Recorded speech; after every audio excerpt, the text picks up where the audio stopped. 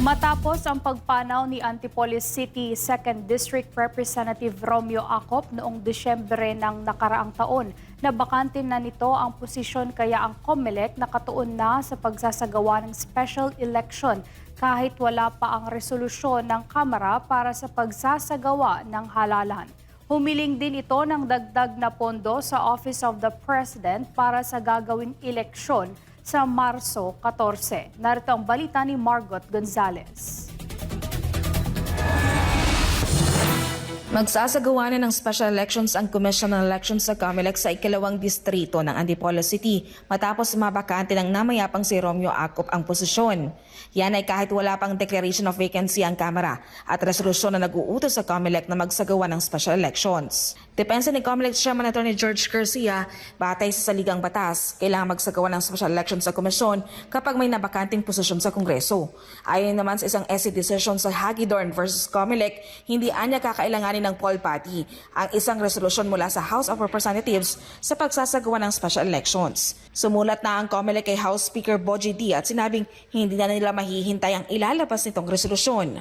Base po sa nakalagay sa ating saligang batas na dapat kapag nagkaroon ng bakante sa posisyon ng congressman, dapat po si COMELEC ay kaagad magpatawag ng isang special election 60 araw, hindi mas maaga doon. Pagkatapos magkaroon ng bakante at hindi dapat lalampas ng 70 araw. Sabi po ng Korte Suprema sa naging desisyon niya, hindi kakailanganin ng pagpapatawag mula sa House of Representatives upang si COMELEC ay mag-hold ng special election.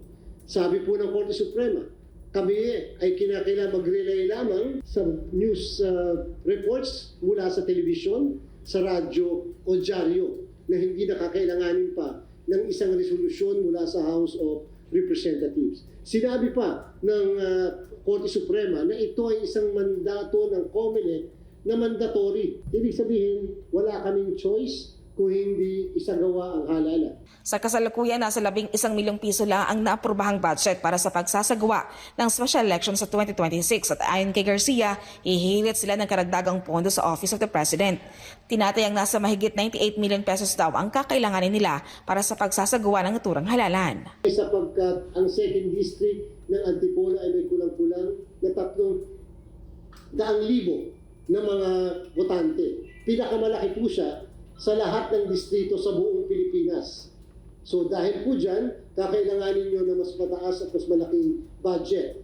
Gaya ng mga nagdaang special elections, mano-mano ang gagawing botohan. Ayon sa COMELEC, gagawin ito sa mahigit 700 presinto at maaaring dumami pa ang presinto depende sa madadagdag na botante mula sa binuksang voter registration noong Oktubre ng nakaraang taon.